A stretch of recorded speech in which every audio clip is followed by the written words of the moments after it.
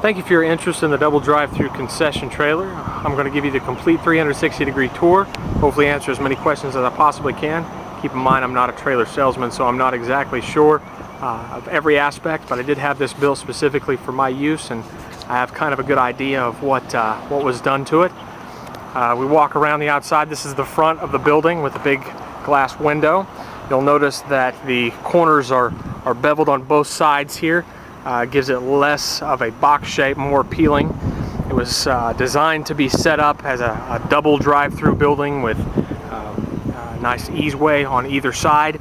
This is one of the very large windows that you would service from. It does come on a equal body dual axle trailer. You'll notice the front of it, there is no tongue. It does have a removable tongue. That way you can put a skirt all the way around it, and it looks like a more permanent building. Something you would see similar to a coffee shop in a big city or something like that alongside the roadside there. Going around this way, you'll notice the water spigot, lock case. This is where you put your water fill in. Round to the back here is the doorway. One thing we got on the back here is where you add your power in. We also got power to the back side in case you need to run any extra power on there. It does have a rubber membrane roof, as you can see across the top. It's kind of like a stretch rubber raft type situation. Easy to clean. As you can tell, it needs to be clean. It's been sitting out here for a while. You take it to a car wash, it should work rather fine. We had power pipe to the outside. That way you wouldn't have to ever cut anything in. The idea was that we would put a lighted awning around the outside of the building that would just kind of make it glow even a little bit more than it already glows with the bright yellow at night. There's the other window. Let's take a look on the inside and see exactly what we're talking about. This has never been used. It's never been cooked in. We had it set up, just got kind of too busy to really put it to work for us. In the floor here, let me explain. This is a piece of plywood that we had cut and painted. We were going to use for skirting, kind of a temporary skirt around the edge of the building. You can have it if you want it. Comes inside the building, no charge. But below the building, you'll see brand new square tiled floor here. We had custom cabinets built in the front. That way it would be formed to the inside of the building.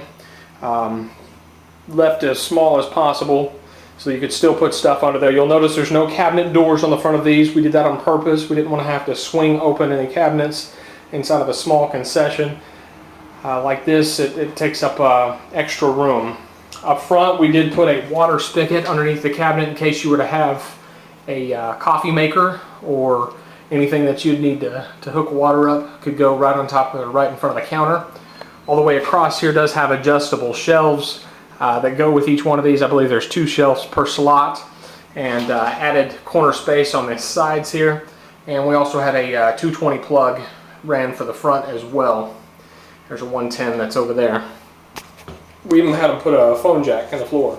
Phone lines ran outside and kind of tucked under the building. Where you put shelves across the top for optimal storage, just to keep it out of the way. I wanted to take up as much room as possible. The plug-ins that are along the roof, you got open signs. I believe half the plug-ins are set onto a light switch and the other half are just free running plug-ins. The bulk of your room comes behind the bathroom right here. You'll notice, trying to step back as far as possible to get a good angle here. Okay, that's one whole side of the wall.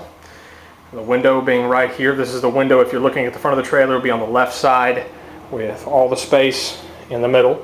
Keep in mind the trailer is 8.5 feet wide total, 18 feet long. The bathroom is put right here on the inside. Let's go take a look at the bathroom. Close this back door here. So you can see we had the bathroom cut in, put on the inside here. We left room for the door to be open, like so that you can go into the restroom. I do not have power set up, so you'll have to forgive me. It is kind of dark in here. Low flow toilet with a hand wash sink in the bathroom.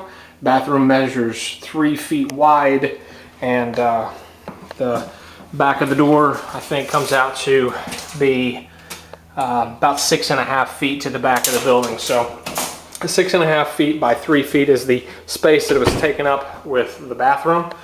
This is the electrical panel that's put on the bathroom wall on the outside, on the inside of the concession building. I don't know much about electricity, but this is how it is rated. I do know that there's two 220 plugs, one of them being for the AC and heater. The AC and heater is mounted on the top of the roof. This is what is on the inside. It's pretty much a window unit, I believe, that they'd set up there. But it does run off 220 and it is wired for that. The only other thing that I'd want to point out is I believe they left some wires right here on the inside of the bathroom to where you could set your awning lights on a timer, and I believe that that's what those wires are for. Now we come to the plumbing part of this. Looking at the back of the building here where the door is, you'll notice that there's a countertop that was put in. The water heater is below that. They kind of left that as a desk area or a space that you could do prep if you need to, or book work. We did have them put in a mop sink in the floor. It is flush with the floor. The only lip is the rubber lip right across here. For easy cleanup, you'd be able to open it up and scrub stuff down to the floor rather easy. It does not drain into the two gray tanks that are below the building, but it wouldn't be difficult to put that in there. There's the water tank right there. Underneath the sink here, I've got the jacks that we have it set up on. But other than that, we got the pump and the plumbing and the tank. Remember that fill system on the outside there? This is where the fresh water goes. It is up to spec. There has to be a certain amount of gray water storage versus your fresh water storage, and we had that put into play per the health code regulations. Although while I'm talking about that, we have not had this health approved since we've never had it set up in a location and they want to know where you're going to go with it and what you're going to do. We never had the opportunity to do that. But we did have it with smooth, cleanable walls. It is textured, but it is still smooth, white, and cleanable. Same with the ceilings. And while we're looking at the ceilings, you can tell we have 3 of the lights so that it's real bright on the inside. The walls are all done the same way, white, cleanable. Shelves across the top that go across the sinks. Here's our sinks over here. We've got a hand wash sink. Of course, we had the sink in the bathroom.